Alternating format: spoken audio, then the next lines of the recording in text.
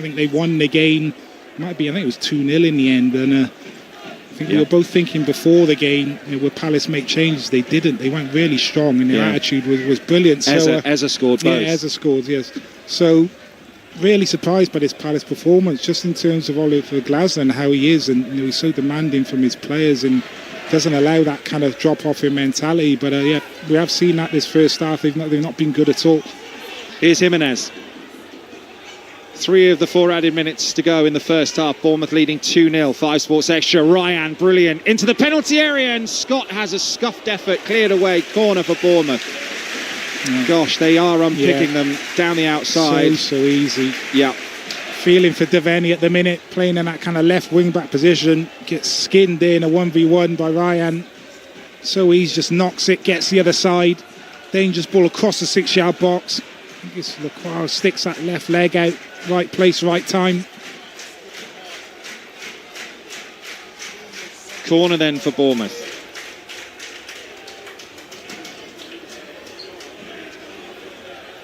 It's going to be a left-footed in-swinger again from Tavernier. In it comes, high to the far post. Bournemouth heads go up, it goes over them, and it's out for a goal kick to Crystal Palace. And we've only got about a minute and a half left of the 4 added minutes at the end of the first half. 2-0. I do wonder what you do with that European game in the week. Do you make changes at half-time if you're Oliver Glasner? Do you bring on Mateta and Sarr and Wharton, knowing that you've got that huge game? It's a difficult one. Or do you just say, look, you've got us into this mess, you get us out of it? Yeah. Long ball forward, which, as Danny mentioned a couple of times, could be the way Palace could go from here. But that's it's been called for a free kick. Maybe he did get a little piece of him, actually, there, Jimenez. He's been so good at that, anticipating the forward ball and then winning it first time. Just watching that again. It probably is a little bit clumsy this time. And it is a free kick for Palace. And it's midway inside the Bournemouth half on the left-hand side. Yeah, they've just played with more intensity, more aggression, more energy. Bournemouth. Palace have tried to play almost in third gear. It's been a real problem for them. Just looking at Paddy McCarthy, not happy with something here. Probably wanting someone in a different kind of position here for this set piece that's about to go in. Devaney takes it short across to Munoz, and they're switching the play out to Pino, and then his cross is blocked. I don't understand that free kick at all. I don't understand what they were trying to do. Devaney's got it back. He's got a chance to put it into the box, and now he does. Truffert helps it up in the air. A bit messy, that. Senesi clears. Pino nods up in the air. Palace with a ball forward towards Lerma on the right. By the corner flag, Truffert picks it up for Bournemouth. Hacked away by Senesi. Kamada picks up the ball. We've had the 4 minutes. Referee Robert Jones looks at his watch and blows the whistle. And that's half-time. And that free kick at the end rather sums up Crystal Palace. They have looked completely clueless out there. With the 5 changes, Lacroix is just down, taking a knee at the moment, looking at the ground, and probably just contemplating what's gone on in that first half, as Bournemouth could, perhaps should, have had more. They've not had a shot in the entire half. No efforts at goal for Palace. Bournemouth leading 2-0. Danny Gabidon. Yeah, Bournemouth full value. And look, when you come to the vitality, when you play against the Bournemouth team, there's certain things that you have to do to match them. One of them is kind of attitude, energy, application, intensity. You know you're going to come up against that. And Crystal Palace, off the back of midweek, where they were very good, outstanding result against Shakhtar in Europe, not come with the right kind of mindset, the right kind of focus required here. And it's not a quality thing or anything like that. It's all about the mindset and the attitude. And they didn't start the game right, lethargic. Allowed Bournemouth to get into their stride, and have given away 2 really, really poor goals as well. So maybe a similar kind of scoreline to what we saw at Sellers Pass. It's going a similar kind of way, but Palace were able to kind of get back into that one, but they've got a mountain of work to do. And Oliver Glasner at half-time is going to have a few choice words with certain players, I think, and we'll just have to see what Palace are able to do second half. Maybe 1 or 2 of those players that are sitting on the bench, maybe looking forward to next week, might have to come on and try and salvage and get a result here. But Yeah, I mean, it's been very, very one-sided. Bournemouth have been full value. They've been on top. They look like they're going to score every time that they go forward, and Palace just haven't had an answer up until now. So, yeah, a lot of work for Oliver Glasser to do at half-time with some of those players, because some of the performances have been substandard.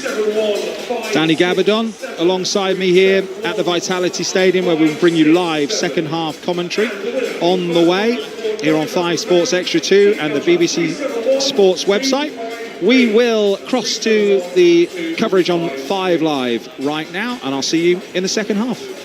Henderson then brought down Senesi, having dropped a catch to concede a pretty soft penalty, I think it's fair to say. Junior Krupi getting his 12th of the season, well dispatched into the bottom corner. Such a distance from the excellent Palace performance at Shakhtar on Thursday. They've been nothing short of appalling. It's Bournemouth 2, Crystal Palace 0. Henry, thank you very much. Sports Extra 2 for the commentary. There's been a goal in that National League playoff semi-final and a red card. So Carlisle are down to 10 men and Boreham Wood have just taken the lead. So Carlisle 1, Boreham Wood 2. We're in extra time. 108 minutes have been played. Still Leicester 0, Chelsea 1 in the Women's Super League. We'll be back at Old Trafford shortly, just over 35 minutes time. Full commentary in the Premier League of Manchester United versus Liverpool. Before we do that, let's talk a bit of Arsenal, who went 6 points clear at the top with a 3-0 win over Fulham on Saturday. Manchester City play tomorrow night at Everton. They've got 2 games in hand. Bukayo Saka started for Arsenal, first time since the League Cup final. Set up Victor Gyökeres for the first goal, scored the second himself. The thing with Saka, Nedum, is sometimes the obvious question is the only question, which is, when he is fit and available, Arsenal look like themselves again, don't they? Yeah, absolutely. And when he's playing well, like, you remember it from a wider perspective. Like, he was their captain as well, and he looked like he played like it every single bit yesterday. As he's walking out, he understands that. He thought about all the different years he's been there for, you know, aspiring to be like a Premier League winner, you know, cup winner, this type of thing. And I thought his performance was excellent. And in some ways, it kind of set the tone for the way that Arsenal played. And like, I watched live the first half, then I've had to watch the second half through like highlights. But the way that Arsenal started that game is the way Arsenal starting games, it felt like early in the season, and why they looked so comfortably like top of the league. Because Fulham, everyone's thinking, oh, Fulham, you know, they could cause an upset. Arsenal, they've played midweek. Fulham were not allowed to start playing football until the game was completely out of sight. The way that Arsenal were sort of attacking, the way they were defending, there wasn't a Fulham player anywhere on the pitch that wasn't playing under pressure. You know, you've got Jimenez up top. He's being just like manhandled by the 2 centre-halves. The press against people like Bassey and Robinson, so many people who are good on the ball if you give them time. No time was afforded. And then when you win the ball back in transition, here's the ball with Bukayo Saka out wide, and whichever defender you want to look at is now on an island playing against somebody that can go inside, outside, link the play up. And, you know, as you saw with that first goal, obviously the defending player in that moment was Raul Jimenez, who probably didn't appreciate being left on an island with Saka. But the fact is, it was a great ball into the box with his alleged weaker foot, and that set the tone. I think Saka being back is key, because Madueke, I think, has been good and offers something sort of different. But the best version of Arsenal probably exists with Bukayo Saka, their captain, in this particular occasion, high and wide on that right-hand side. And it's just a shame for him he's not had that much good health. But if he can find it between now and, you know, the summer, it might be success not just for Arsenal but for England as well. Here's one for you, Jules, right? You know, you were just talking about Morgan Rogers and needing a cohesive unit to succeed so that he can succeed. With Victor Gyökeres, who's now got 20 goals for the season, what is it about Bukayo Saka, do you think, that then gets the best out of him? Is it as simple as great wide player is going to get the balls in the box? Is it more nuanced than that? Yeah, I think there's a lot. I think there's a lot of things. I think there's the cross that, you know, Nedum just explained. That was perfect. I think if you look at the Bukayo Saka goal himself, set up by Gyökeres, the fact that Bukayo asked the ball a lot to his feet, that can leave space behind his defender. The defender knows the ball is that Saka is never going to run in behind, because that's not what he does. He gets the ball to feet and then he's facing you one-on-one by the touchline. So that leaves that space in behind for Gyökeres to make that run. And then once that pass from Eze has been given, Gyökeres gets the ball, then Saka can make that run. I think that helps him too. He helps Ben White. I think he helps Eze yesterday, maybe more than another guard, but before that it was Odegaard. And I think this is what Bukayo Saka does to you, and I think people are always very harsh on him. I don't think people respect him enough and what he does. Saka? Yeah, I agree. I think he's completely... And this season has been difficult because of the injuries, and last season as well. But he's not far from... if you look at his stats in, for example, the Champions League, in terms of non-penalty goals and assists per 90 minutes, for example, is at the level of Michael Olise. And we talk a lot about Michael Olise being the greatest right winger, left-footed right winger in the world right now. Him and Lamine probably. Bukayo Saka is not far from that. Bukayo Saka is world class, and I think sometimes it feels like people. Bukayo Saka is not world class. No, it's not. It's not that. It's not that, because that's the discussion that people have. But you're talking about, say, the likes of Olise and others. But like in the last 2 years, Olise has basically been available for every game. So I think that's part of the consideration that comes into it. Because if you are, say, very, very good in flashes, then you do have huge potential. But if you're robust and consistent and do it every year, because like for Saka, I'm on your side. I think he's a brilliant player. But the case that people can make about him, like they can look at, say, some of those goals and assists and stuff across the last few years and see that maybe since he had a significant hamstring injury, like he's not, I think it was last year or possibly the year before. Do you think he's been the same? No, but Mikel Olise has played for a top club for 2 years. Bukayo Saka made his debut for a top club in 2018. I'm not sure. We're talking about safe, but you mentioned Olise because we're referencing Olise in terms of like the last couple of years since he's been there, not since he's been at Palace, though. No.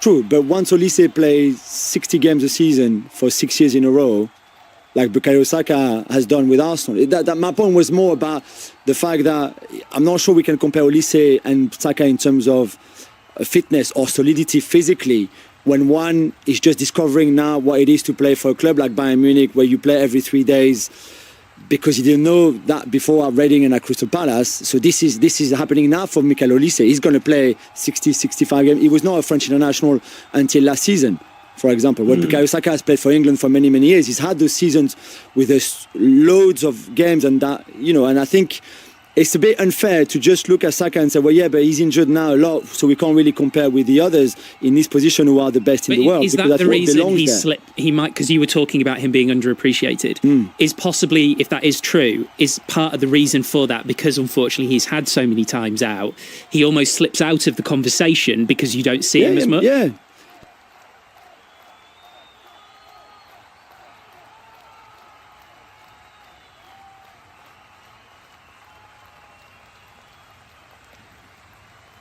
Yeah, but yes, sure. But also, I think he's getting a bit more injury prone now because I think he's played so much from such a young age at that kind of level with that kind of intensity, and him being already not far from his debut at Arsenal, a key player from day one.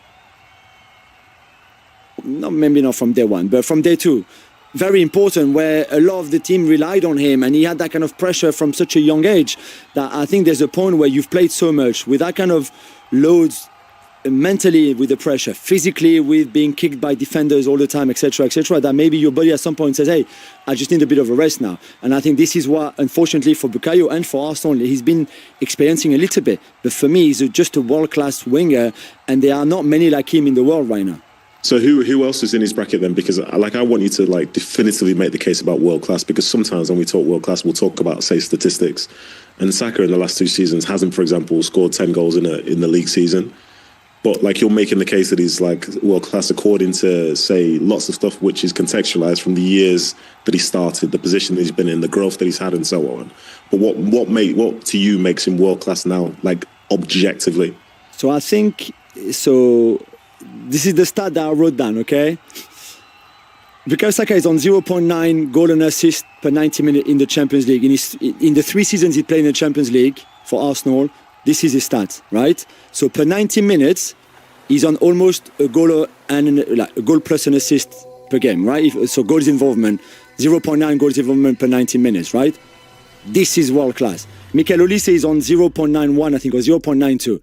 So in terms of goals and assists per 90 minutes in the Champions League, it's 3 seasons for Saka, it's 2 seasons for Olise. They are the same level in terms of production and what you do for your team.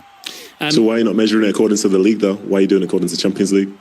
Because the stats that I looked at, because I was preparing for the Champions League week this week, and I looked at, because Bukayo Saka was coming back, and I thought he would come on in that game against Atletico, which he did. Listen, I don't disagree with you because I think he's an incredible player, and like him starting for Arsenal for me is the best version of Arsenal. Like I know Madueke and others can do the job really, really well with their own spin, but I think there are people who make the argument about him not being world class relative to the domestic stuff, not the stuff in Europe itself. I think that's something that like is important because Saka's influence for Arsenal is huge, but his influence, relatively speaking, in terms of the Premier League has waned since he was in double figures, say 2-3 years ago, consistently. Because even like Michael Olise in 23-24, he played half the season, played 19 games, and he got 10 goals and 6 assists for Crystal Palace. But we wouldn't have said at that point that Michael Olise is world class. But those numbers themselves in that season, I think, were better than Saka's were that year as well. Do you get where I'm coming from? Yeah, sure. The problem with world class, of course, is it means Deeply one thing subjective. to somebody. You know, like I would say, Julien Laurent Nadim are world class pundits. Would everyone agree? I'd like to think so. We'll get some data. There's been a goal in the Women's Super League at Leicester. Sahel. Yeah, second for Chelsea. Leicester 0, Chelsea 2. Lauren James with the second goal. She picked it up 25 yards away, dinked infield, just left to centre, glided it right-footed past the Leicester goalkeeper, Katie Keane. So it's Leicester 0, Chelsea 2. Sean Murphy looks like he could be about to get on the board in the World Snooker Championship final. Jamie Broughton. Come in, Jamie. The arrears to 3-1. Sorry, Jamie, go again. We just lost you for a second there. Oh, sorry. That's right. I was about to agree with you, Steve, and say yes, he is. Sean Murphy's on a breaker, but 78. He's about to reduce the arrears to 3-1. Hasn't really settled in the first part of this match. This is the first time he's really got going. Will Wizzy won the opening 3 frames. It breaks of 51 and 61, the highlight. But Murphy will certainly feel a lot better at the mid-session interval now he's taken that frame. They're walking off for a quick cup of tea, no doubt. 18 is the target when they resume. Thank you, Jamie. So that's on BBC One. Just to let you know, Kickoff has been delayed in that Champions Cup semi-final between Bordeaux and Bath, but you can join the coverage if you want to right now on 5 Sports Extra, and then the commentary with Paul Grayson and Chris Jones will follow. We've got just under half an hour until kickoff in a really big Premier League game, always is, Manchester United, Liverpool at Old Trafford. So we'll be back there for more build-up after the news with Carl Hartley. The voice of the UK. This is BBC Radio 5 Live. Thanks, Steve. 2 people have died in an explosion at a house in Bristol. Officers say they don't believe the blast this morning is terror-related. Residents living nearby have been asked to temporarily leave their homes. A teenager has died after being hit by a tree. Staffordshire police say paramedics were called to Stafford last night at around 6:30, with the boy being pronounced dead an hour later. 2 women thought to be from Sudan died this morning while attempting to cross the Channel in a small boat. Around 80 other migrants were rescued after their dinghy ran aground in northern France.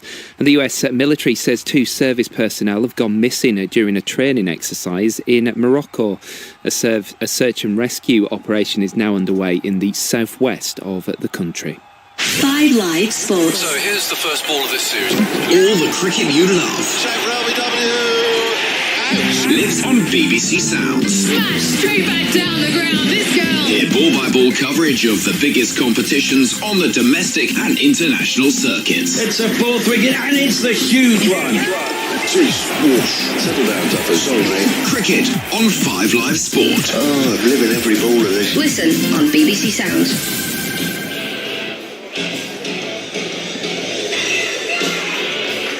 Welcome back to the Vitality Stadium, where we have got changes for Crystal Palace, as you would imagine. So, Kamada's going off. Adam Wharton is coming on. In fact, there are 3 changes. These were all spotted by Danny Gabidon in the tunnel. Ismaila Sarr is on, and Pino goes off. And Munoz comes off.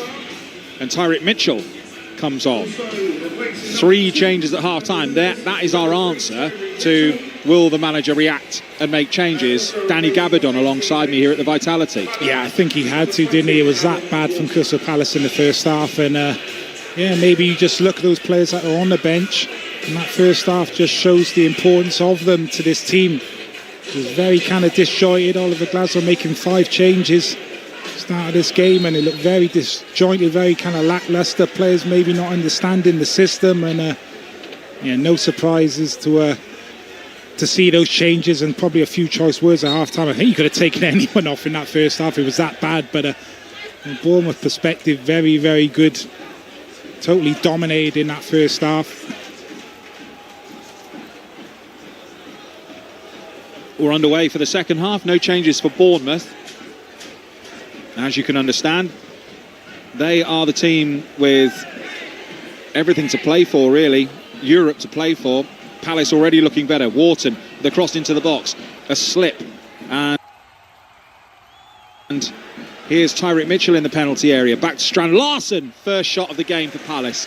It's tame, left-footed from Strand Larsen. Straight at Petrovic. He didn't catch it, but that is already a reaction. So much better already.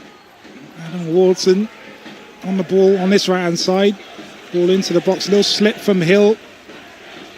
Tyreek Mitchell advanced on that left-hand side. Just plays the ball back to Larsen. Little cut back and just not enough purchase on the strike. But it's a start for Crystal Palace. Free kick for Bournemouth in the sunshine. 10 yards inside their own half, left-hand side. Alex Scott rolls it back to Senesi, and already the press looks better from Palace as well, as the ball's with Jimenez on the right, who was impressed with in the first half. Little ball around the corner for Ryan. Right-hand touchline. Can he keep it in? He can.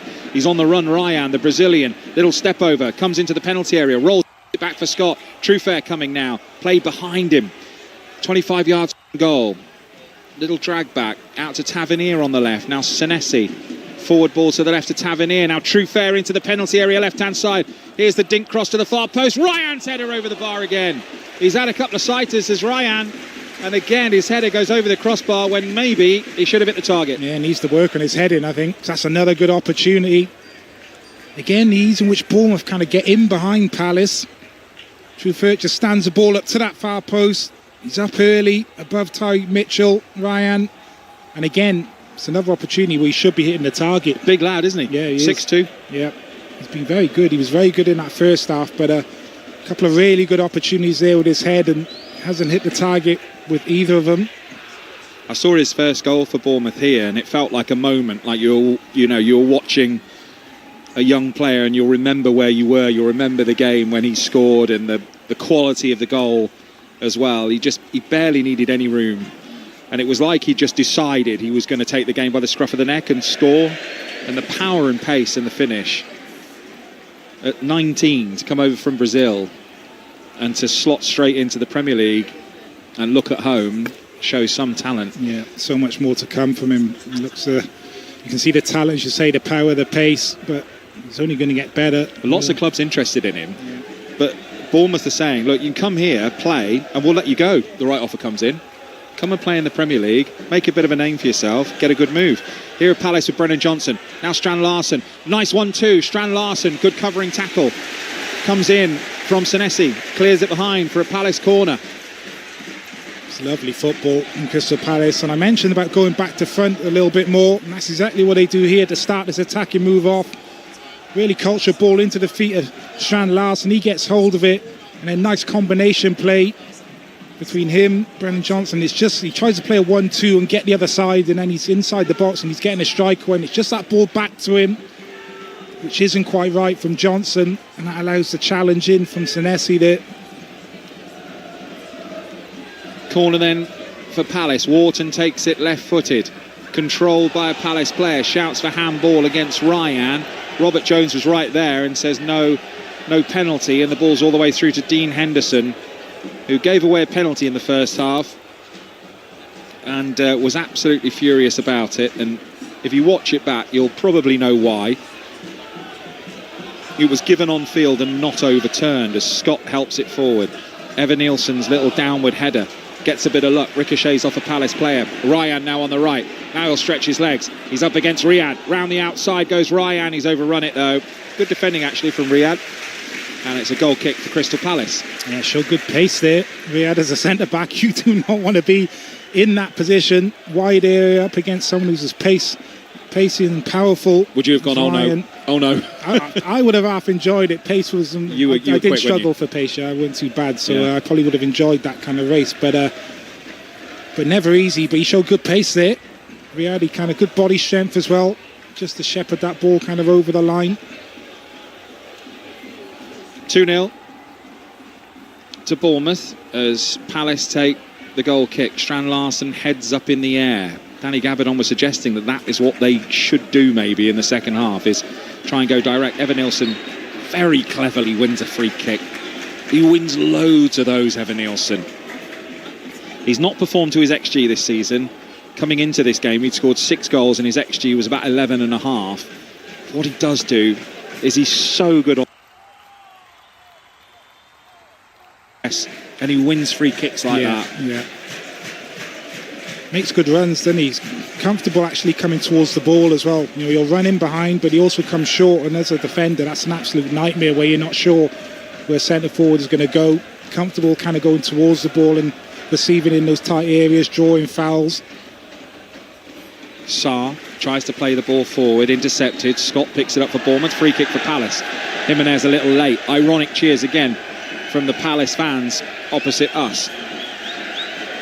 2-0 for Bournemouth on 5 Sports Extra, 2 from the BBC and the BBC Sport website. Match of the day tonight, 10:30. BBC One, by the way, Kelly Cates, Alan Shearer and Big Meeks. Good lineup that. And if you hadn't heard this, live commentary of the Miami Grand Prix is on 5 Live at 6 with the build-up at 5:50. They've brought that Grand Prix forward 3 hours because of some weather coming in. So Palace with the free kick to the far side. Lerma, who scored an own goal for Bournemouth's first, wins the header. Devaney goes down in a heat there, and yeah, it was a bit clumsy from Krupi Jr. I thought that, and it is a free kick, and it's about 30 to 35 yards out, centre of the goal, but a chance for someone to run up and just try a knuckleball or just put their laces through it. It's definitely a shooting opportunity. Yeah, decent situation for Palace. It's kind of that area where you can maybe try your luck from distance if you have a player of that ability, or you can possibly look to kind of dink one to the far post to a player kind of running in behind. Good from Devaney. Just that ball dropped, he's on to the second ball. Krupi trying to get there first, and he just nicks in, nods the ball away, the contact comes in. It's 100% a foul. If Palace can get a goal back, it totally changes the complexion of the game, doesn't it? And the momentum Bournemouth have.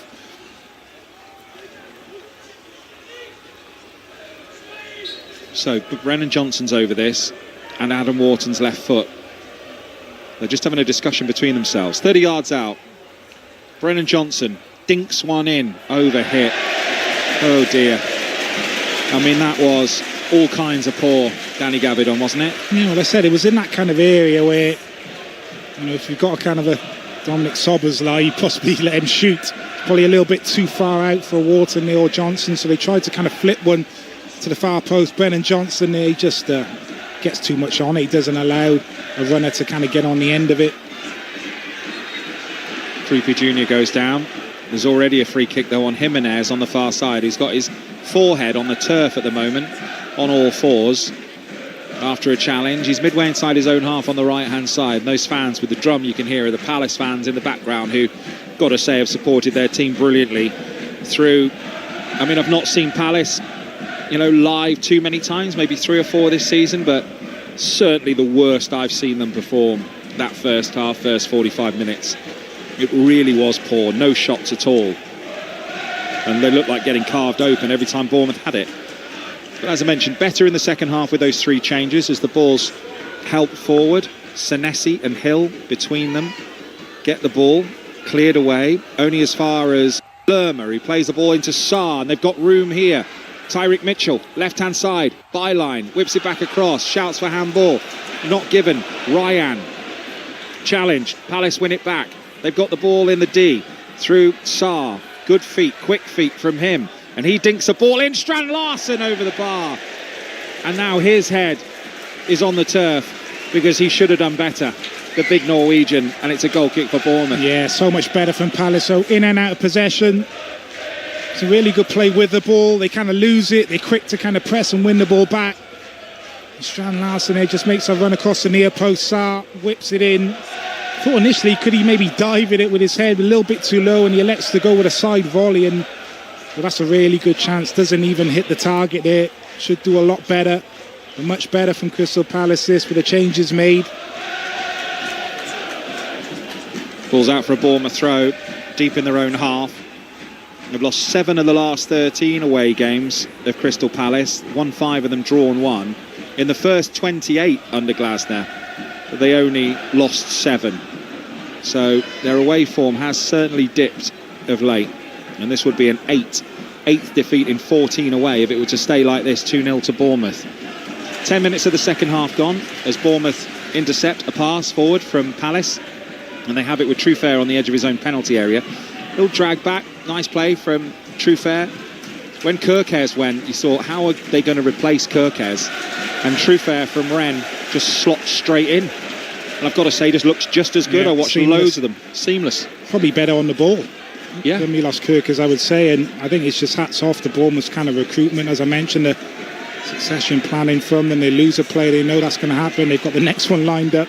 Tavernier, corner of the penalty area on the left for Bournemouth, but good challenge from Devaney from Palace.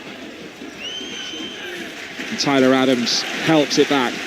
And this is Bournemouth with a bit of possession, really, for the first time in this half. It's been mostly Palace. And the Red Army shouts go around the Vitality Stadium. Interesting to see what their plan is here long term. You know, they do get into Europe this season. You know, we've got pretty much a temporary stand behind the end to our right. Are there plans for a new stadium, John? I think I heard that. It was a rumour. But, yeah. I think there's been lots of rumours about a new stadium. But they've just managed the club so well with what they've got, haven't they? Yeah. That, this stadium really works for them, I think, as well. It does. Atmosphere-wise, and fans kind of really close to the pitch. It's a really difficult place to come for opposition teams. We've seen a lot of teams build new stadiums, shining brand new stadiums, and Spurs. Opposition teams, I think, enjoy going there. They love it. Yeah. Palace on the left with a cross deep over everyone, and behind for a goal kick for Bournemouth. The other side of it is there are loads of people in Bournemouth. I mean, some of my mates who are Bournemouth fans who live in and around Bournemouth, or maybe they want a ticket when they come back. Tickets are like absolute gold dust. Difficult to you can't get them. I think you look at both teams, and over the last few seasons, in terms of how they've been able to manage losing big players. I think even Crystal Palace have been brilliant. You look at the likes of kind of Elise, Eze leaving, obviously Mark Guerhi in January. That was a difficult time for them. They had the Philippe Mateta situation where he wanted to go. Oliver Glasner announced that he was leaving. That was a bit of a difficult time for them. But the way they've kind of come through that Crystal Palace has been brilliant. And as we mentioned, Bournemouth just doesn't seem to affect them losing big players. Avin Nielsen, brilliant, into the penalty area. Big chance for Bournemouth. Square ball, still a chance. Krupi Jr. deflected, cleared away. I thought he was going to score there, Krupi Jr. He got a sighter of it near the penalty spot on his right foot. And it's a really good block, I think, from Palace. Here come Bournemouth again, forward ball into the penalty area, and it can't find Krupi Jr., and it's through to Dean Henderson. Yeah, the play from Evan Nielsen, though, to set this up is brilliant. Ball into his feet, and that touch around Lacroix skins him, and he squares it to Krupi, and if he just sees Ryan there to his right, that's a simpler finish. He's got Tyreek Mitchell in front of him there, and he's trying to manufacture a yard to get the strike away. It's good defending from Mitchell, but if he just sees Ryan to his right and he just pops it to his right, he's got a much simpler finish, a better angle.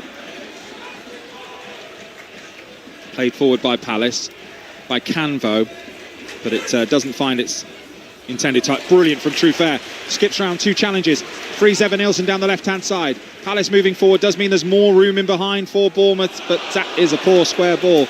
Looking for Ryan on the edge of the penalty area. He just under-hit it, and it was really easy to read for Tyreek Mitchell. And Palace are back in possession. Much more open now, Danny Gabidon. Yeah, and Palace have to go that way a little bit with the scoreline being 2-0.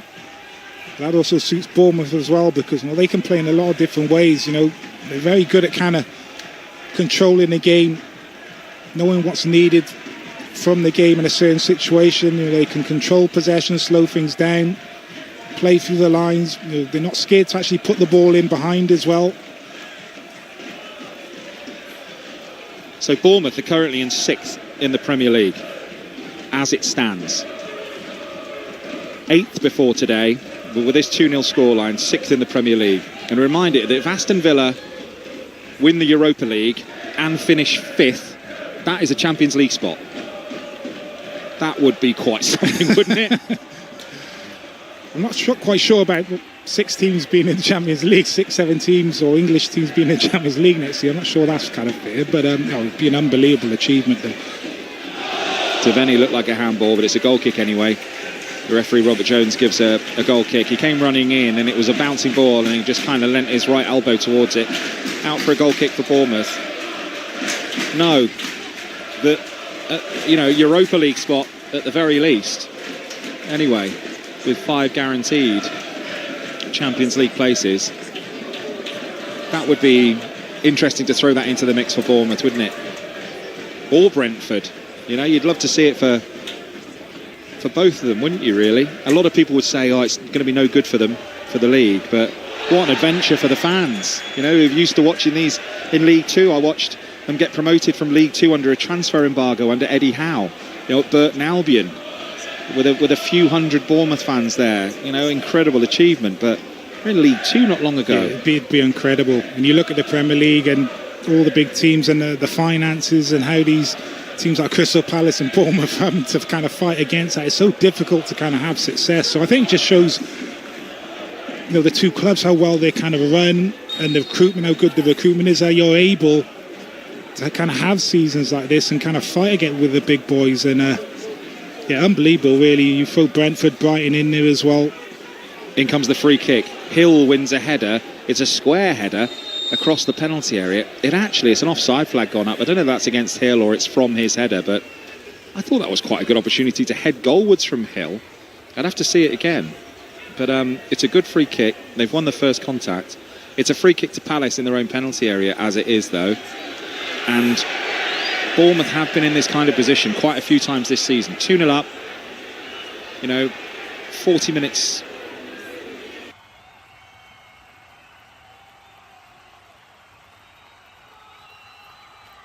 to go. Is it 40 minutes or half an hour? Half an hour. Half an hour to go, sorry.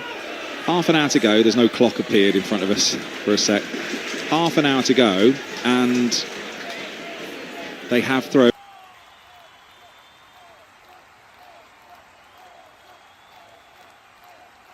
leads like this away this season. So they'll want another one. Yeah, they certainly will. That would I'd probably finish Crystal Palace off, but it is about kind of managing the game, and I think the games I've seen this season, they've actually done that quite well. Like I said, they know when to slow the game down, keep possession, they know when to kind of go and counter-attack, and it is about understanding that in this kind of last half an hour, and understanding that Palace are pressing a little bit more now and playing with a little bit more momentum, and just mindset-wise, just doing what the game kind of requires, really, to kind of see out those dangerous situations. And more Palace push, then obviously more chance of Bournemouth, I think, kind of going the other end and getting the third and really killing the game off. Palace with possession on the edge of their own penalty area and moving forward through Riyadh, through the centre of the pitch to Strand Larsen. It's not a good pass from Strand Larsen, given away by Bournemouth, and then one back by Evan Nielsen. He goes down in a heap, no free kick. Forward come Palace. Big chance here, maybe. Strand Larsen, if he can whip it to the far side, and he can. Brennan Johnson in the penalty area. Twisting, turning, shooting. He's going wide anyway, but Petrovic made sure of it. Low down to his right-hand side. And this is where maybe Bournemouth can break. They love having this room, and there are 3 players jogging back for Palace as Truffert brings it to the halfway line and gives it to Scott. And we're going to see Jean-Philippe Mateta enter the fray here. I imagine that'll be for Strand Larsen, or whether he'll play 2 big uns up the front, we'll wait and see. Strand Larsen really hasn't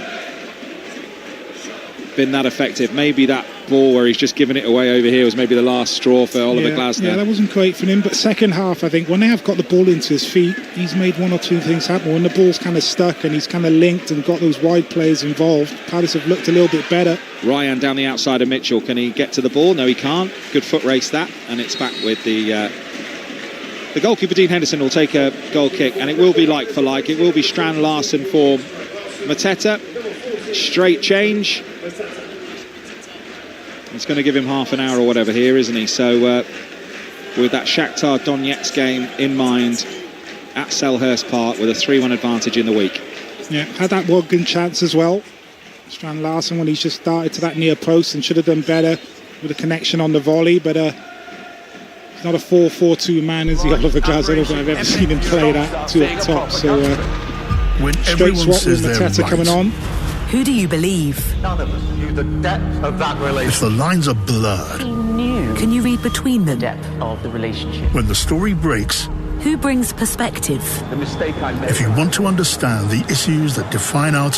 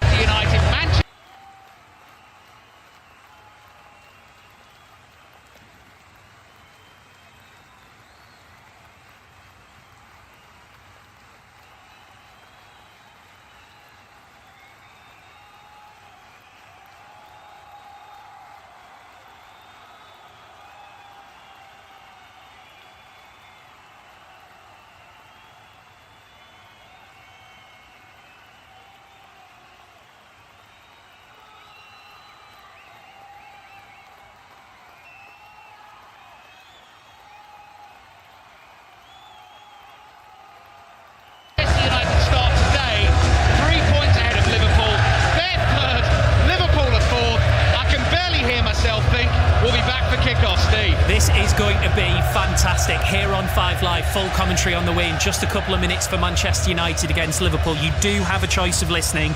Sports Extra 2, you will find Bournemouth Crystal Palace in the Premier League. Henry Moran. In the second half, Bournemouth heading 6th. They lead by 2-0. Palace better since the break have introduced Mateta as well as Sarr and Wharton. But it remains Bournemouth 2, Crystal Palace 0. If you want full commentary of Bordeaux Bath in the Champions Cup semi-final rugby, that's on Sports Extra. Chris Jones. Loose for Bath. Well, Bath have hit back to score. Lovely crossfield kick from Ben Spencer. Will Muir plucked it out the air. Bath back on level terms, and then they've hit back, haven't they? Bordeaux straight away. Forward power, backline incision. Who else but Louis Bielbieri in the corner, brilliantly converted by Luku.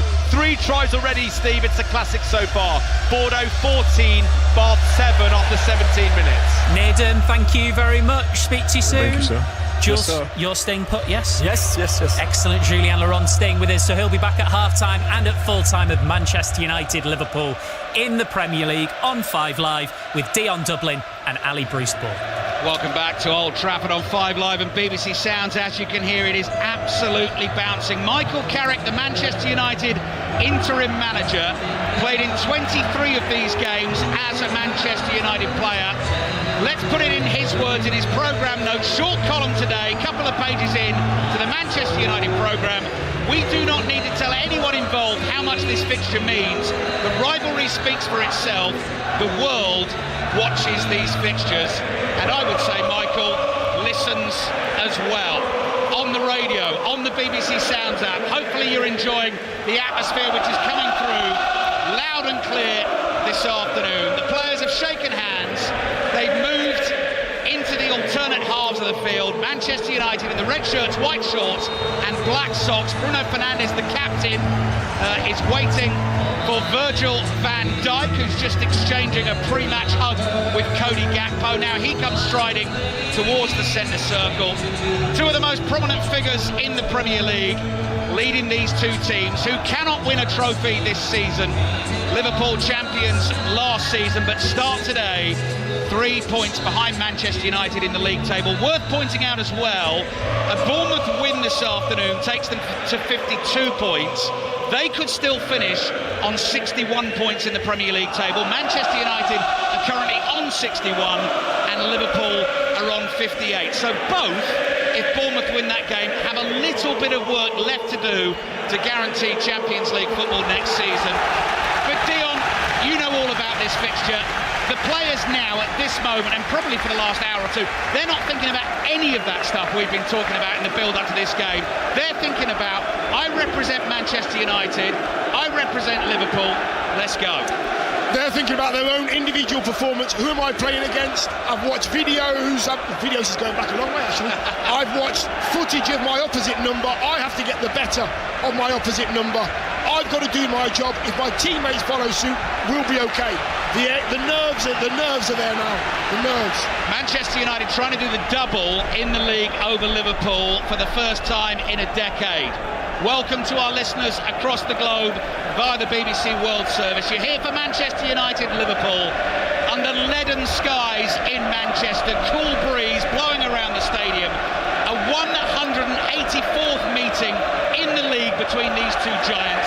70 wins for Manchester United, 62 for Liverpool in the history of this league fixture. Early touch for Liverpool's keeper Freddie Woodman, all in green away to our right, clears the ball downfield and it ends up in the penalty area of Manchester United, the home team. They have Senna Lomans in goal. He's got the ball at his feet.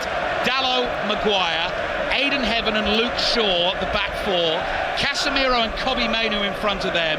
Brian Mbeumo, Bruno Fernandes, Mateus Cunha in support of centre-forward Benjamin Sesko. The one change from the home win against Brentford on Monday night sees Cunha come in for Amad Diallo, who's dropped to the bench. Lomans' clearance headed away by Curtis Jones at right back for Liverpool. They're in the cream shirts, black shorts, red trim, cream socks. And there's Wirtz on the right-hand side. Celebrating his 23rd birthday today. Starts by passing the ball out of play. You can hear the reaction from the Manchester United fans. Liverpool missing plenty of players at the moment. Freddie Woodman is their goalkeeper. Curtis Jones at right back. Konate and Van Dijk, the two centre-backs. Andy Robertson, all that experience, having a right old wrestle with Brian Mbeumo there as Manchester United build up. Robertson is Liverpool's left back. And he's on the back foot here as Manchester United comes streaming down the right-hand side. And Mbeumo has got Fernandes on his outside. Fernandes with the cutback. Early chance to create an assist there for Manchester United as he chases this Premier League record. It was cut out though. Liverpool bring it away. Robertson's pass goes astray. Maguire steps in to intercept. The ball is played forward to Fernandes. Cross comes in. Sesko's there. Jones with the challenge. The flag is up. It's offside. It has started, Dion Dublin, at 100 miles an hour. What a start, by the way. Listen to the noise, listen to the cheers. The fans appreciating the energy that both sides have put into these first few minutes. Bruno Fernandes down the right-hand side, trying to stick a couple of crosses in behind that back four of Liverpool. Konate and Virgil van Dijk having to stay incredibly alert. Sesko staying in between those two. Great place to be as a centre-forward. What a great place to be as a player today, let me tell you. Very lucky to be sitting inside this stadium enjoying this. Freddie Woodman drops the ball at his feet inside the penalty area. Bruno Fernandes with his left arm directing operations for Manchester United tells everyone to back off. Sports Extra 3 at the moment has full commentary of that second playoff semi-final in the National League. Rochdale denied on the last day of the season by that late equaliser from York. Leads Scunthorpe by a goal to nil. In the WSL, Chelsea a 3-1 up at Leicester. This is Manchester United 0, Liverpool 0. Just to complete that Liverpool lineup, so Gravenberch's come into the team today. Isak is out with a groin injury. You've got Gravenberch, McAllister and Soboslai, and then Jeremy Frimpong wide right, Wirtz on the left, and Gakpo through the middle. Although as they line up at the moment, you've actually got Wirtz as the centre forward, Gakpo on the left, and Soboslai just playing off Florian Wirtz. So that'll be fluid. Yeah, I think they won't mind. I don't think the manager Slot will mind who plays in that sort of false nine position, as long as it's filled and there's cream shirts in those positions. It will be Soboslai at times as well, it will be Gakpo, it doesn't matter. Fill the spaces, do the job. Throw in for Manchester United. The ball is already inside the Liverpool half. Gravenberch gets there, passes it back to Woodman, sweeps it away with his right foot. Poor clearance, intercepted by Mbeumo. Mbeumo tries to shovel a pass infield. It does reach Cunha. He's looking for Sesko. Casemiro steps forward and wins a header. Better touch from Mbeumo here. Gets the ball on his left foot, kills it in towards the far post, aimed at Sesko, who jumps, can't get a proper contact with the header, and it glides behind for a goal kick to Liverpool. Manchester United 0, Liverpool 0. It's a great ball in, by the way. from Mbeumo on the right-hand side. It's an in-swinger, he's curling it towards the edge of that 6-yard box at the far post. He's trying to pick out Šeško there, but he gets sort of squashed out by Konate and Jones. And I do believe that's a really difficult ball for centre-forward to get onto. But what a great start by United as well. Liverpool letting Freddie Woodman have plenty of the ball at his feet. Their 29-year-old goalkeeper started in the Premier League against Crystal Palace last weekend. They won the game by 3-1. Second Premier League start for him in his career. Manchester United say handball by Florian Wirtz.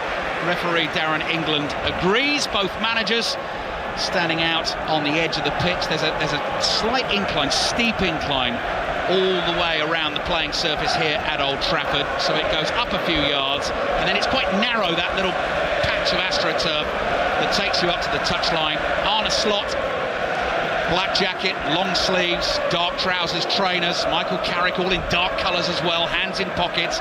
Mainoo's ball to Harry Maguire, scored the winner at Anfield earlier in the season for Manchester United. Past to Dalot, clever ball to Mbeumo, cross comes in, Šeško goes for it at the near post. Assistant referee says corner for Manchester United. Brilliant managed by the forward Šeško there. He went on the far side of Konate, then at the last minute, just as the ball was being fired in towards the near post, he just tries to get across him there, just out of eye shot, and Konate does enough. That's the kind of run as a centre forward, because those balls will be coming in all day from that right hand side. Great call from the assistant referee. Šeško got the first touch, Konate in just behind, well spotted Dion as well. So quite rightfully it's been given as a corner to Manchester United. Attacking the east stand away to our right. Old Trafford is jam-packed. Corner into the near post, headed away, shot hit by Cunha, comes back to Cunha, and he's found the bottom with his left foot. Listen to that noise inside Old Trafford. That's what a goal against Liverpool means. Cunha slides forward on his stomach, leaps to his feet, jumps onto the imaginary surfboard, is surrounded by his celebrating teammates, and Manchester United lead Liverpool by a goal to nil. That's unbelievable, because I thought the corner was awful from Mbeumo. It hits the near post. I'm thinking, you've got to beat the first man. He gets headed out to right in the centre of the D, and Cunha strikes the ball with his right foot into the ground. It bounces, hits a defender, comes out again. He hits it with his left foot into the ground. This time it misses every defender and sneaks it at the far post. He won't hit a worse shot, but he won't care one bit. I could just see a member of the Liverpool backroom team having a chat with the fourth official, Anthony Taylor, talking about two Manchester United players in an offside position, coming back away from goal as Cunha hits the shot, but they are nowhere near the goalkeeper's vision, are they? Nothing in that at all. I mean, the keeper, I think, can see the ball as clear as day. It actually takes a bit of a ricochet. I think it might come off McAllister as well. So that's why it's a ricochet of McAllister. No chance for Freddie Woodman. Huge noise inside Old Trafford. Manchester United lead 1-0. Goal at Bournemouth. Henry Moran. That'll be the points in sixth place for Bournemouth. They lead Palace by 3-0. Ryan played through on the right-hand side, finds the bottom corner, his fourth since a winter move. It's Palace who are a 3-goal deficit now. Bournemouth 3, Palace 0.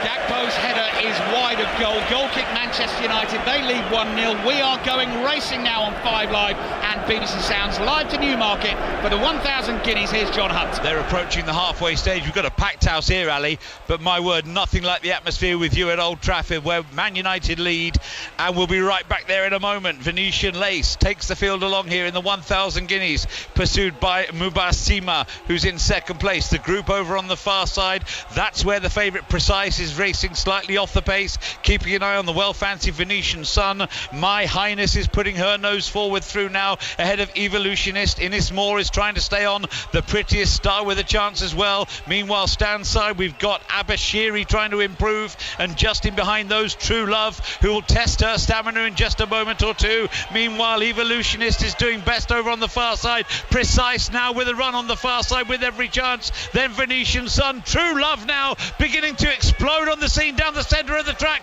True Love and Evolutionist go on. True Love, my word, she stays all right. And True Love wins it for Aidan O'Brien. Evolutionist was second. Venetian Lace, one of the outsiders, was third. And the favourite Precise finished back in the ruck. So the Guineas has been won by Aidan O'Brien. True Love, written by Willie Lorden, and that is a fabulous performance by the Royal Ascot winner from last year. Thank you, John. As ever, you never miss a thing on 5 Live and the BBC Sounds app. Manchester United leading Liverpool 1-0. Bournemouth 3-0 up against Crystal Palace. Well into the second half, that one. Commentary continues on Sports Extra 2. Bordeaux Bath in full over on Sports Extra in the second semi-final of the Champions Cup, and Rochdale won up on Scunthorpe in the National League playoff semi-final. Again, available as a commentary right now on Sports Extra 3. So what have Liverpool got in response here?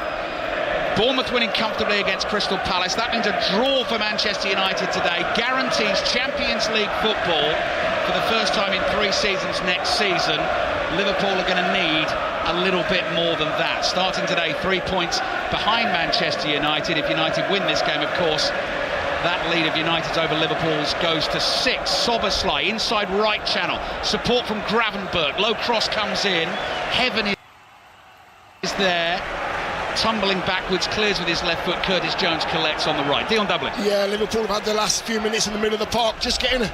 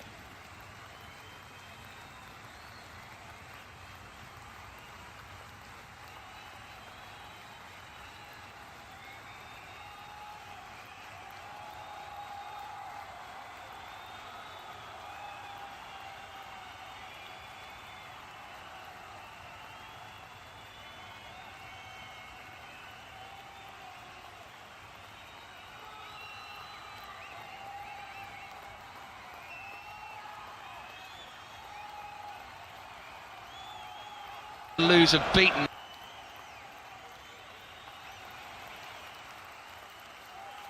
Hull FC.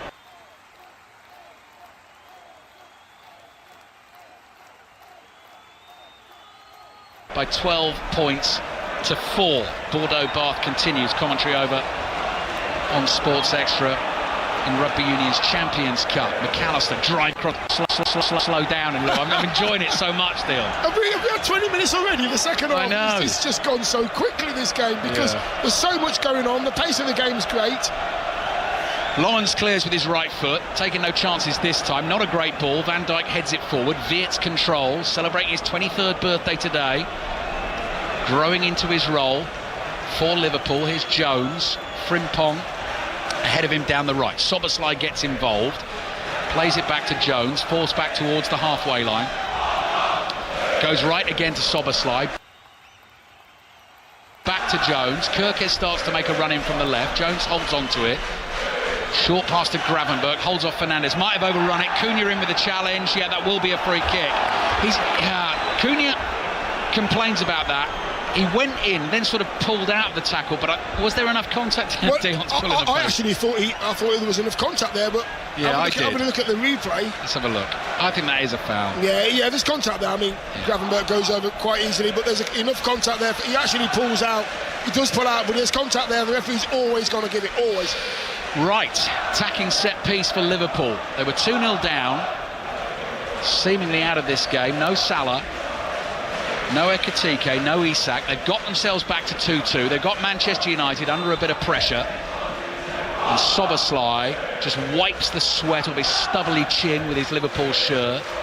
Lifts his left arm in the air, runs at the ball, whip on that into the far post. It's loose. Lommans clears it with his right foot off the line. Didn't know much about that, and Fernandes hacks it away with his left boot. Liverpool nearly in front. Yeah, I'm not even sure what happened there. The ball from Soboslai was whipped in with pace in the perfect area. It landed at a melee of feet, and it goes towards Manchester United's goal. And Lommans just looks at the ball, looks down at his feet, and it's there. And he's just about to go over the line, and he just kicks it away. And Man United get away with another one. McAllister on the turn. Liverpool have the momentum in this second half. Soboslai receives the ball, quickly plays it on to Frimpong. Shaw's on the yellow card, got to be a bit careful. Frimpong's trying to go on the outside. Cunha doubles up with Shaw to try and knock Frimpong off the ball. Last touch came off Cunha. He's annoyed again, has a little word with the assistant referee, holds on to the ball for now. Minute to play in the Rugby Union Champions Cup semi-final. Bordeaux lead Bath 39-19, 20-point lead, so that looks like a Bordeaux-Leinster final in Bilbao. It's going to be an Ulster-Montpellier final in Rugby Union's Challenge Cup. Here's Gravenberch. Frimpong makes the run. Shaw's got it covered, had to knock it behind for the corner. All Liverpool at the moment. Yeah, it is. Liverpool have been the much better side, I've got to say. They've come out with a purpose. Manchester United are panicking with their passing. When they do get players on the ball, they don't seem to be comfortable. Doing a lot of defending at the moment. Soboslai's come over to take this, what I would imagine to be an out-swinging corner, because you've got Konate, you've got Van Dijk, you've got Jones on the edge of the box, Gravenberch as well, all in and around the penalty spot on the edge of the box. This could be dangerous for United if the ball's right. So Soboslai gets ready to take the corner from the right. You very rarely see anyone hit a corner with the outside of the right, but I know what you mean, Don. It's going to be an away swinger because he's a right footer taking it from the right. Obviously the left footer can hit the in swinger. Very rare someone goes for the old outside of the foot. Here it is, into the near post, looking for the flick on, heads to the far post, volleyed away by Fernandes. Chases on here for Weerts and Ahmad. Weerts had the head start. He gets there first and passes the ball back to his goalkeeper Freddie Woodman, who's been a bit of a spectator last 10 minutes or so. High ball away to the right, header easily won by Cunha, nods it down the left-hand touchline to Mbumo, shadowed by Gravenberch. Soboslai in with a tackle, he's hurt himself doing that, and the ball's gone out for a Manchester United throw. 20 minutes to play, just a little bit more than that. Manchester United 2, Liverpool 2. 5 Live, BBC Sounds app, BBC World Service, BBC 2 tonight. The World Snooker Championship final will resume. Second session of the final between Sean Murphy and Wu Yizza. Murphy was 3-0 down but got it back to 4-4. Fernandes caught by Van Dijk. He goes over to say, "Are you okay, mate?" And probably only half meaning it, hauling Bruno Fernandes to his feet, who looks a little bit sore. Free kick, Manchester United. I don't think there was a half, "Are you okay?" Quarter, maybe. Yeah. That's all he's getting. Just making sure that Bruno Fernandes doesn't turn there halfway inside the Liverpool half. Van Dijk, the skipper on skipper there. I mean, Bruno Fernandes is still down and ready to take this one now, upon his feet. Still feel like there's going to be at least another goal. Agreed, yeah. There's lots of chances to come in this game. The game's been so frantic and the quality's been good in both final thirds, come Liverpool in the second half too. Free kicks are good 45, 50 yards out, inside right channel. Bruno Fernandes with his right foot. In it goes, free header, straight at the keeper. Casemiro with the header. You would have backed him to at least test Woodman a little more than that. Good contact on the header, but a comfortable save for the goalkeeper. Here's Cunha. To Mainu, back to Cunha again, faces up against Liverpool defenders just inside that Liverpool half. Mainu, short pass to Fernandes. Mainu makes the run to his left, lays it off to Cunha. Good vision from the Brazilian, fires a low one out to Shaw. Shaw back to Fernandes, 40 yards from goal, drives the swerving diagonal pass into the feet of Ahmed. Support on the outside from Dalot, decides not to use that. Runs it infield, now finds Dalot. Here's Fernandes, pops up, gets the cross in. Van Dijk leaps, backward header from him. Casemiro nods it down. Konate is there crucially for Liverpool to get a right thigh on the ball and get it away from danger. 2-2. Yeah, just didn't have the support he needed there. Casemiro on the far post. He nods it across the goal. I think the keeper actually thinks that he's going to go out. Pace is relentless. Kirkes forward for Liverpool. Fernandes got the ball there off Blitz, came in from behind, made the tackle. Free kick given to Liverpool, and Fernandes strops off like a tempestuous child. I wonder how many calories he gets through just through waving his arms about. Yeah. Do you think he's like that at home, Dion? Yeah, if he's dinner's cold, or someone leaves the back door open, or they haven't done the bins or something. If people don't behave, I wonder. He could be completely different, couldn't he? I don't think he does his own bins. Do you think he puts his bins out and then puts another fresh bin line in? I can't see that. Rochdale 2, Scunthorpe 1, full time. Rochdale against Boreham Wood at Wembley, Sunday the 10th of May, so that's a week today for a place in the Football League to join York City. Now, just to add to the entertainment and the excitement, 17-year-old Rio Ungamoa is about to get onto the field, and there's some talent in those boots, I can tell you. Right, free kick Liverpool. Soboslai, who has scored 4 direct free kicks this season. Manchester United going to make a change too shortly. Will he have a go from here? I wonder, actually. It's on the angle from the inside left channel, and it's probably about 30 yards out, but he can hit them. And one of these ones, if he gets it well and it takes a nick, could be a really nasty one for Lomans, this. Liverpool have the big men waiting at the far post as well. Let's see what Soboslai decides to do. I think he might have a pop. Stands with his arms limply hanging by his side, runs at the ball, right foot. Oh, he did as well. The wall comes flying out. It's a block from Casemiro or Dalot. Soboslai complains they were nowhere near 10 yards away when the ball was struck. Shaw heads it away. Now that is a yellow card for Curtis Jones. Cunha trying to get onto a ball inside his own half. Liverpool were open at the back. Jones gets booked. Dion Dublin. Yeah, I just think Jones knew that he was in behind Mbumo there. Pulls him back and gets himself a yellow card. I mean, now we've had Man United dominating the first half, Liverpool dominating the second half so far, especially with the goals and chances and enthusiasm. Right, Ungamoa coming on for Frimpong, and this will be a popular return for Manchester United. He made a real impression late under Ruben Amorim and in the early days of Michael Carrick. The 21-year-old Dane, Patrick Dorgu, who's missed the last 11 games. His last appearance was in the 3-2 win at Arsenal back on the 25th of January. He'll come on for Brian Mbumo. Full-time Bordeaux-Bath. Chris Jones. Bordeaux going to Bilbao, Ali. Bordeaux 38, Bath 26. They scored a try through Mathieu at the end just to clinch it. Bath did score last through Carl Smith, but that 12-point gap was kind of here for most of the second half. Bordeaux too strong. Bath did plenty right, but in the end you've got to be almost faultless to win against this Bordeaux team in a stadium like this with a crowd like this. It's Bordeaux-Leinster in a few weeks' time. Bordeaux 38, Bath 26. Thank you, Chris. Right-footed clearance from deep for Manchester United goes out of play. Throw into Liverpool. 15 minutes to play. You heard the reception for Dorgu coming on there. Producer Gary says Bruno Fernandes to interview, loveliest man in the world. Warm, kind, funny, gentle. He's a lovely man, having seen him at the training ground. So, you know, he's a proper captain off the pitch as well. Takes charge of everything. Kanate, forward to Soboslai, inside the Liverpool half. Clever back heel finds Gravenberch. Gravenberch to McAllister. Diagonal ball, looking for the run of Kirkes down the left. Dalot back-pedalling, gets in the right position to head it to Maguire. Dalot has to work to keep the Maguire pass in play. Gakpo, sliding challenge on Dalot. Didn't get the man or ball. Casemiro, man on, they shout. He didn't see him coming. Bruno Fernandes steps in to save the day. And Manchester United recycle, taking deep breaths, trying to find the energy for the last 15 minutes of this game. But what am I talking about? Because they've only played 37 games of football so far this season. Dorgu to Mainu. This is Liverpool's 54th game of the season. Mainu into Cunha, back to goal, 25 yards out. Good run and pass, finds Shaw on the left. One touch, in comes the cross towards the far post. Ahmad nods it down, looking for Casemiro. Might fall to Mainu!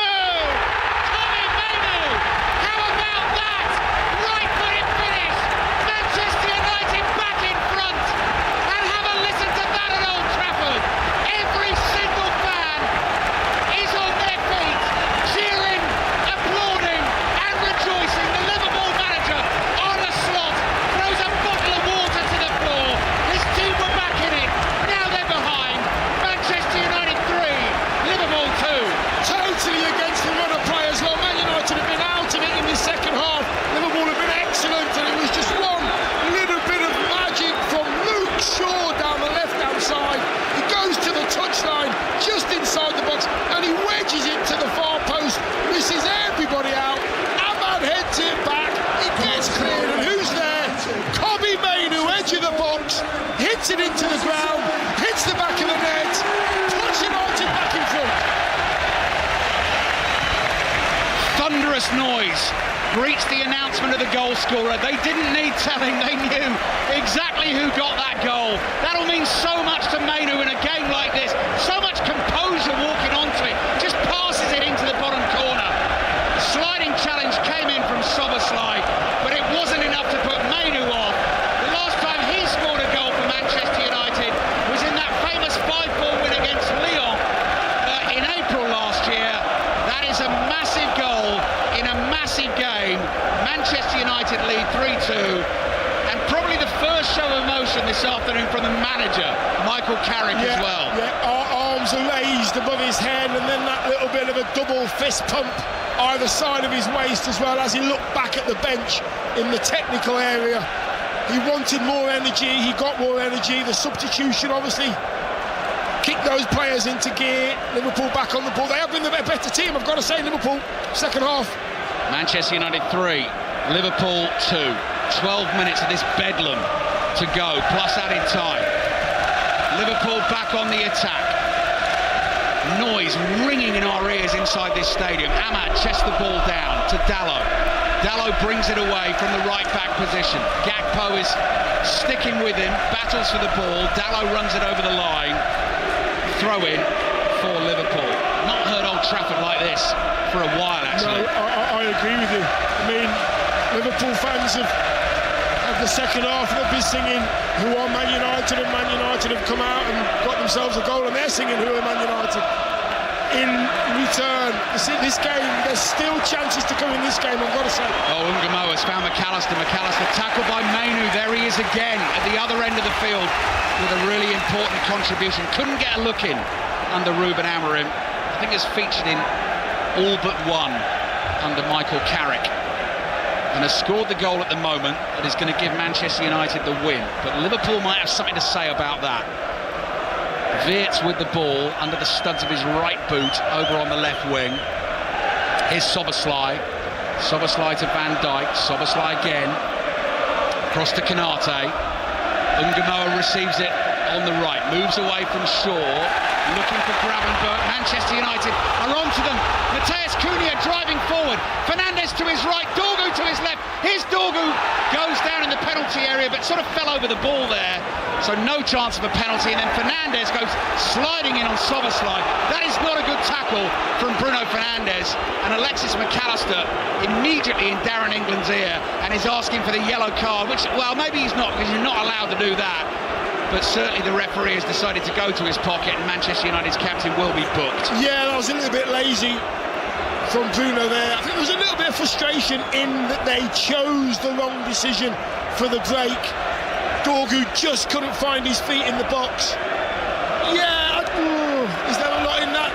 What he does do, Bruno Fernandes, he tackles ahead of the ball, and he just catches Szoboszlai's left ankle with his studs of the right boot. So he does catch him. Nothing too bad at all. Yellow card, that's right, get on with the game. Well, it's been a classic between these two again. Manchester United lead it 3-2. Freddie Woodman, the Liverpool keeper, immediately under pressure from the Liverpool free kick. Tight spot for Curtis Jones, does well. Passes across his own penalty area to McAllister. Forward to Kirkes. Ahmad busting a gut to get back there. Kirkes quickly on to Ungamoa. Liverpool players getting forward. Ungamoa, tricky feet. Right-footed shot, all wide. Low and wide, curling back towards the target. It goes behind for the goal kick. Yeah, it does go behind. But as soon as Ungamoa gets the ball down the left-hand side, we know what he wants to do. Drops his left shoulder, cuts inside, tries to curl it in the far corner. The worrying thing was, is Lomans looks over his left shoulder as if to say, have I got my angles right? Yeah. Match of the day, BBC One 10:30. If you've not been able to watch any of this afternoon, hopefully you've been listening to all of it with us. Check out the highlights, they'll be available on the BBC iPlayer as well. Two more big games coming your way tomorrow on 5 Live. 3 o'clock, Chelsea, Nottingham Forest. 5:30, Hearts against Rangers. Hearts on 73 points, along with Celtic, who won 2-1 at Hibs today. Rangers start on 69. Hearts and Rangers have played a game fewer. Updates of Villa Spurs tonight, into commentary of the Miami Grand Prix, and then 6:06, Chris Sutton and Robbie Savage will take the calls on the usual number, 08085 909 693. Gakpo, first touch slightly loose, gets away with it. McAllister, Soberslide, the pass to Soberslide wasn't the best. Slid forward, tried to control it. It's found its way to Wirtz on the right. The Liverpool attack is still going. Jones is curling cross in, easily headed away by Dalot. Gravenberch is there. Side foots a pass into the body of Fernandes. COYI decides to keep that in by hooking it over his shoulder. Jones tries something clever that doesn't work. And then the flick from Bruno Fernandes, the Rabona flick to try and pull off the pass to Dorgu, doesn't quite come off. Nah, if that had come off, that would have been pretty. That's the only thing he's done wrong today, Bruno Fernandes. A little bit of skinny tries there with Rabona into Dorgu, didn't come off at all. Gives the ball to Liverpool, and they've been patient, Liverpool, in the second half when they've had the ball. Ball runs to Gravenberch. Manchester United lead Liverpool 3-2, but they're defending at the moment. Here's Wirtz on the right, just creeps into the penalty area here. Shaw standing in his way. Curtis Jones in support, short pass to Wirtz. They've moved outside the box now, still on the right. Soberslai involved. First time to Wirtz, dummies the cross, takes it on the inside of Dorgu. Soberslai. Flick from him, behind him to Jones. All on the right-hand side for Liverpool. Soberslai trying to make space on the edge of the area. Slides in. Fernandes runs into the referee. Was getting to that ball. Was blocked by the referee. He complains vociferously. Liverpool keep playing. Ungamoa's pass. Gakpo shoots on the turn. It's weak. It's straight at Lomans. I'll tell you what, Fernandes going to have to be a bit careful with what he says. He's on a yellow card. Yeah, and what he's doing is demonstrating right in front of the referee's face with his arms and his facial expressions. He's turned away a few times with his arms, making sure the referee doesn't see exactly what he's saying. Attendance, 74,027 have had the privilege of being inside this stadium this afternoon to watch this game. Manchester United leading. A draw in this one, good enough for Champions League football next season. Bournemouth 3-0 winners over Crystal Palace, up to 6th in the Premier League. So Liverpool are going to need a few more points after this one to confirm Champions League football for themselves next season. 6 minutes plus added time remaining. Casemiro breaks play up inside his own half, runs away from Gakpo. Gakpo's brought him down. Casemiro's going to stay down. Gakpo's going to get booked. And the fans don't need any encouragement. Everyone is so engaged with this game. Every time the referee stops the game, it doesn't matter which way it's going to go. There's Man United fans in front of us looking at the referee, clapping the referee, having a go at the referee. Everybody, as you say, has got their eyes on this game. They don't know how it's going to end yet. There's still a few more twists and turns in this one, Ali. Yeah. Joshua Zirkzee getting ready to come on for Manchester United. They took Sesko off at half-time. John Barnes is in the house, everyone. He's deciding to leave 5 minutes before the end. Shaw's pass to Dorgu. Dorgu's cross on the left, blocked. Here's Jones. Jones for Liverpool just chips it away. Wirtz is able to bring it under control. Wide on the right, keeps it in play. Finds Soboslai. Soboslai needs support. Casemiro, brilliant job for Manchester United again. Casemiro at the grand old age of 34, holding his own in the blood and thunder of Manchester United Liverpool. Mainu on the dribble, looking for that switch pass to Cunha. That was blocked end to end at the moment. Here's Gakpo. Gakpo to Ungamoa. Ungamoa on the left, chased by Casemiro again. Oh, brilliant from Ungamoa. Flicks it over the slide tackle from Dalot. Past Casemiro again. Past Maguire. Can't keep it in. Slightly overruns it. Brilliant run from the 17-year-old. Couldn't quite finish it off. It was great to watch. I don't know, he sort of lulled in those Man United players to make a tackle. And he chipped it over the legs of one. He goes round the other one. He thinks that they've got him. And he goes round, then gets to the touchline. Just overhits it. Otherwise, he was going to try and pick out a teammate. But, yeah, he's got talent, that's for sure. So a couple of changes coming. One for Liverpool, one for Manchester United. Mateus Cunha is coming off for the home team. Zirkzee will replace him. Gravenberch is being called over for instructions. And Konate is coming off for Chiesa. So Liverpool, quite rightly, going to go for it. 4 minutes plus added time remaining. Manchester United on their way to a double over Liverpool for the first time in a decade.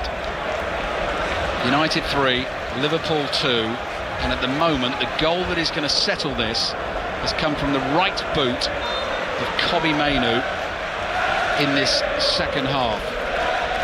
Play is back underway. The goal came in the 77th minute, and we're now into the 87th. Dalot clears with his left foot. Dorgu chases. Gravenberch under pressure, lets the ball bounce. That is risky. Hoists it up in the air. Fouled apparently, says the referee. Gakpo, beg your pardon, Gravenberch puts the ball down, takes the free kick. Forward to McAllister.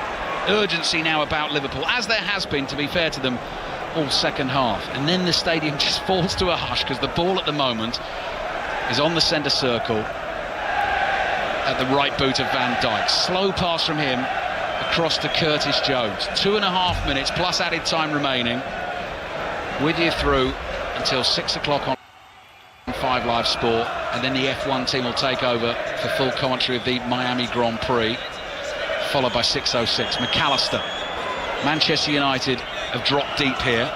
Ball forward to Kerkez, who's trying to hold off Ahmad. Gives it to Ungamoa. He's got the beating of Dalot there. Goes past him a second time. Dalot slides in, gets the ball, but Ungamoa still fighting for it. Manages to poke it back here to Kerkez.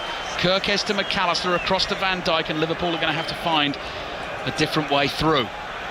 McAllister, inside left channel, looking for Ungamoa. Ungamoa might cross this early from the left. No. Strokes it back to McAllister. Van Dijk again is the pivot in the middle of the Manchester United half. Forward from Jones. Passes off target. Manchester United able to bring it away. Fernandes first time ball, asking a lot of Dorgu to chase that. Wirtz will get there first. Plays it back to Freddie Woodman. Yeah, United having to be in really good shape now, because all this possession in the last 2 or 3 minutes has been Liverpool trying to find a way through. United just trying to break it up and trying to get any attack at all. Manchester United would love a fourth to kill it. They're on the ball with Ahmad. Ahmad plays back to Casemiro. He sees the space on the left. Dorgu's first touch. Shoot, they scream at Old Trafford. He's going to, and he's going to hook it well wide of the target and behind for the Liverpool goal kick. So I think we're now into the 90th minute of the game. 5 minutes of added time coming. Just 6 minutes left of this fabulous game of football. I can't believe the second half has gone so quickly. There's been so much happening in this game, and the quality of the game in both final thirds, for Man United in the first half, for Liverpool in the second half, has been great. Yep, and they'll be aiming for loftier things next season. Both teams going to end up empty-handed this season. Title being fought between Arsenal and Manchester City. Manchester City next in action tomorrow night. Updates of that game into the Monday Night Club. They're away at Everton. Manchester United get the decision here. Maguire's right arm shoots up in the air. Our ball, he shouts, and Manchester United get the throw, and Dalot, tortoise-like, creeps his way towards that ball on the cone just off the pitch on the right. Then he throws it in towards Fernandes, who knew Gravenberch was coming in behind, but Gravenberch managed to stick a leg and get a foot on the ball. Shaw makes the tackle, clean one. Mainoo's pass out to Ahmad. Ahmad is down on the floor, fouled by Kirkes. Free kick Manchester United, who really had to ride a Liverpool storm in this second half, but have found a way to get themselves back in front. Yeah, they've done well. They've had to weather a half an hour storm from Liverpool when they came out of the blocks absolutely flying. And they've got themselves a very good goal from Kobbie Mainoo on the edge of the box. But, you know, I still think Liverpool are going to get something in regards to breakaway chance. Or here's Fernandes, tries something ambitious there on the half volley, claims he was caught inside the penalty area, down in pain. Liverpool keep playing, referee's not going to stop the game for this. Fernandes is sitting up, saying he needs attention here. Liverpool not bothered, Darren England not bothered. Now Freddie Woodman pointed there to the left, but I think Liverpool think they're okay to keep going here. Definitely not a head injury. Manchester United fans, you can hear the jeers and the whistles. They'll be more intent that their team defend and keep Liverpool out. Kirkes, left-hand side, looking for the cutback, deflected into the arms of Lamont at the near post. Fernandes is back on his feet, holds his arms out wide as if to say, well, why is no one bothered about me? And he's hobbling back, feeling very sorry for himself towards the halfway line. Lomans clears it straight out of play, throw in for Liverpool. He's looking, he couldn't walk any slower. He's got to get himself back into a defensive position. He's shouting at the referee again.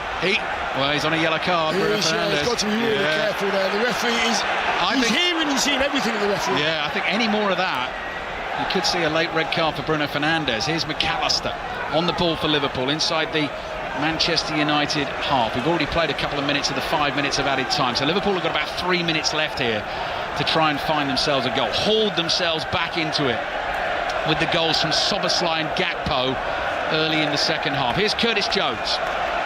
Jones on the right, red shirts lined across the pitch in front of him. Wirtz tries to find space wide on the right. Jones can see him, passes to him. Wirtz has Luke Shaw in front of him. Can he beat his man? Shaw stands his ground. It comes back to Szoboszlai. Gravenberch in support on the left, but Liverpool just going to cross the pitch here. Kirkes to Ungamoa. It needs a little bit of magic. It needs clever pass or a bit of skill to beat a man. Yeah, I agree. I think the way they'll get into it is getting the ball to Ungamoa. He'll make something happen for them, a chance or something. Calling for it now, wide on the left. Chiesa's found him. Manchester United treble up on the 17-year-old. Ungamoa's running away from Casemiro. Casemiro can't stick with him. Ungamoa passes back to Szoboszlai. It's behind him. Szoboszlai's forced back with Xerxes comes racing towards him. Szoboszlai keeps it to Wirtz. Xerxes does well. Wirtz gets a toe on the ball. Gakpo round the corner to Wirtz. Space on the left-hand side here for Kirkes. Takes a touch. Ahmed comes in to try and get in front of him. Cross comes in from Chiesa. Oh, he nearly found Van Dijk, who leapt high in the air, couldn't get a header on the ball. Xerxes now on the ball, corner of his own box. Fernandes sets off on a run down the left. Dorgu's foul, picks himself up, keeps going, but the free kick is against Dorgu. So Liverpool will have a free kick just inside the Manchester United half, 2 minutes to play. I wasn't quite sure which way that free kick was going to go, because Dorgu thought he'd out-muscled, I think it was Jones, and Jones goes down and Dorgu goes down, and then there's a hush. Which way is it going? It goes Liverpool's way. Manchester United 3, Liverpool 2. United were 2-0 up, totally in control at half-time. Liverpool got it back to 2-2. Mainoo scored the third. Free kick Liverpool. Szoboszlai, hands on hips. 2 minutes to play. Szoboszlai curls it into the box, headed away by Casemiro, greeted with huge cheers inside Old Trafford. Shaw nods it down. Dorgu's going to be beat to that by Chiesa, who lets the ball run out of play. That'll be a Liverpool throw onto the chest of Wirtz. Fernandes saw an opportunity, got in there, intercepts, and then to the fans in this Sir Bobby Charlton stand, raises his arms and says, come on, we need you for the last couple of minutes here. Look at the reaction that got. What a response from the fans behind the dugouts there. Bruno Fernandes getting his team a throw-in. That's all it was a throw-in. But the passion from the... Here we go. That's good play. That's very clever play from Michael Carrick. Bruno Fernandes is finally taken out of the action. Centre stage as ever. One of those players, if he plays for your team, you absolutely adore him. If he's against you, he properly winds you up. Chiesa thinks he's taking way too long to get off the pitch. Fernandes having none of it. He's running the show here. He's turning 360 degrees and applauding the Manchester United fans. Taken off for his own good in the end, I think. And Michael Carrick just says, calm down, son. Taps him on the back of the head. Good job. And on comes Lenny Yoro. So the 5 minutes of added time are pretty much up, Dion. Yeah, I think Bruno's still moaning to the fourth official as he comes off. Yeah. Maybe he's telling Michael Carrick to sit down. I'll take care of this last couple of minutes. All under control, boss. I've got it. Now, can Manchester United get a fourth? This place will go wild if this goes in. Ahmad brings it forward. Dalot on his right. Dalot shoots. It's a poor one. It's off target. It goes behind for a goal kick, but Liverpool's surely out of time. Yeah, I mean, Ahmad's ball to Dalot was slightly wide. Dalot thrashes at it. He must have been shattered. He ran 50, 60 yards. All the whistles now for the Man United fans. They want this to over. There it is! The final whistle is drowned in absolute bedlam inside Old Trafford. Manchester United have won a thriller by 3 goals to 2. They've done the double over Liverpool for the first time in a decade. They moved 6 points above them in the Premier League table. They've secured Champions League football for next season. But most importantly, Dion Dublin, they've won the game that means the most in utterly thrilling fashion. Brilliant game. Both sides applying themselves in different halves, but some of the quality on the pitch was absolutely brilliant. It really was. Both sets of fans played their part. What an occasion, what a stadium. I think in the end, the draw was possibly the correct result. I've got to say that Man United pushing and pushing and pushing, and Bruno Fernandes with the buttons in his hand gets Man United singing the right tune. We said before the game, in terms of the Premier League table, European qualification, it didn't really mean an enormous amount, but it always means an enormous amount. Manchester United against Liverpool, and the Manchester United celebrations and the Liverpool dejection paints that picture in bold colour out on the pitch at Old Trafford. What a game. It's finished Manchester United 3, Liverpool 2. And Dion Dublin, I cannot remember the last time Old Trafford sounded like that. Steve, honestly, mate, so just for anything that they did, a tackle or Bruno Fernandes kicking the ball in Chiesa's face and getting a throw in, and then he waves his arm, to the fans, and they go mental. It's just so noisy today. Liverpool fans played their part. Let's get it right as well. But what a game between two incredible rivals, incredible football clubs. This is Premier League football at its very, very best.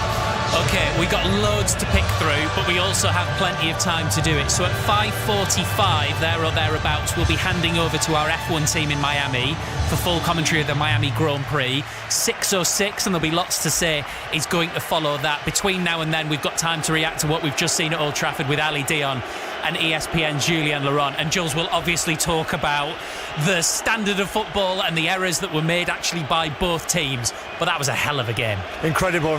Really, the atmosphere, like the boys have just described, you would expect it because it's a United v Liverpool game, the rivalry, what's at stake as well, because to validate that Champions League place, I think was very important for Michael Carrick. Of course, we see him now applauding the fan, doing that lap of honour at Old Trafford on the pitch with the players. Again, to be even more legitimate to get that job permanently in the summer, I think was very important, because he showed again today, even if everything was not perfect, that he's just brought something very different to this team. I know, Dion, that for you, we were already over the line being where we go from Michael Carrick could get the job, should get the job, to will get the job. I think for many, many more people now, this will have seen him get over that line. Yeah, this result, beating Liverpool as well, obviously it ticks all the boxes that you could have just beat Liverpool and lost all the rest. They'd still be delighted with him after this game. However, it's decision making, it's the substitutions at the right time. I've got to say, I wasn't too sure about them for the first 20-25 minutes of the second half, because Liverpool came out flying. Man United were on the back foot, Steve, and they didn't really know what to do. But he's got his team to find a way to get the result. That's what the manager does. He finds a way to set a team up, to disrupt a side that are in the ascendancy and get the result that they should get. Well done, Michael Carrick, well done, United. And he is walking round, Ali, with the same emotion that is always on his face. He rarely shows it facially, but every so often you see the fist pumps, and he's right in front of the Stretford end now, isn't he? Yeah, that's right. No, he's just about to make his way down the tunnel, and he you know, I don't think he tries to contain himself. That's how he played. That is naturally him, but you can tell it does mean a lot, and you can really see it when that third goal went in, because they were on the back foot in the second half and they were under a lot of pressure, and that was a brilliantly taken goal by Kobbie Mainoo, who does a similar sort of job to Michael Carrick in a way that he used to do for Manchester United, and then it came out of him, but it's never wild, it's never racing down the touchline and, you know, whirling his arm in the air and ripping his jacket off and throwing it to the ground, but that's what he was like as a player, and he's got the love, he's got the support of these Manchester United fans, and the record at the moment, Steve, is very, very good. 10 wins in 14, just a couple of defeats, 6 points clear of Liverpool, given where they were when he took over. Good going. He's got to be the next manager, surely, Joe. Yeah, I think so. Unless, I don't know, something happens between now and the end of the season. Again, I think they will go through a proper process, like we said before the game, which I think is the right thing to do, the right thing to see it. But unlike the others, like an Iraola or, you know, Max Allegri, whoever you want to throw in the mix, the people at United who will make that decision on hiring him or not, I've seen what he can do with this team. And it hasn't been perfect. They were not that good against Brentford, but they find a way of winning, to go back to Dion's point. Even today, there were some good things, but they didn't play Liverpool out of the park either. Yes, they were intense. Yes, they had the right attitude. They got lucky on some of their goals, but at least that didn't happen before under Amorim. So even just for that, it's changed completely the day these teams was approaching games. It changed the way this team was connected with their fans. It changed the way that going to Old Trafford now is not easy like it used to be, for example. So it changed a lot of things in a positive way. For me, at the end of the day, it's still all of us, had we taken that interim job, we would have moved Bruno from deeper into the 10, and that would have made a difference for all of us. It's not just that, but that was the big thing here, Dion, right? Yeah, no, listen, Jules, absolutely agree 100%. The feeling, you know.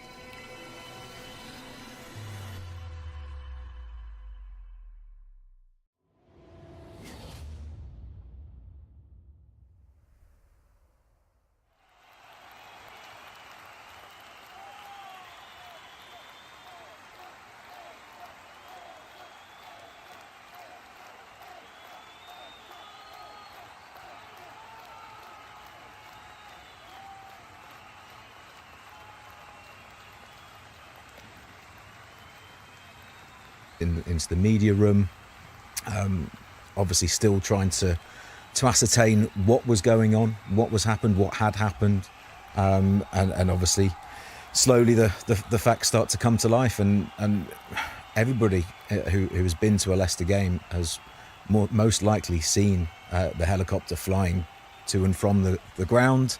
I mean, for instance, it was actually used to bring Nathan Dyer to the football club to beat the deadline earlier in the title-winning season. So it's not something you would ever expect to happen. To underline just how devastating it was, I don't think we can, because Kunvusho was sort of the beating heart of the club, but also the city and the community. He did so much for the area, not just for the football club. He put the football club on the map, of course,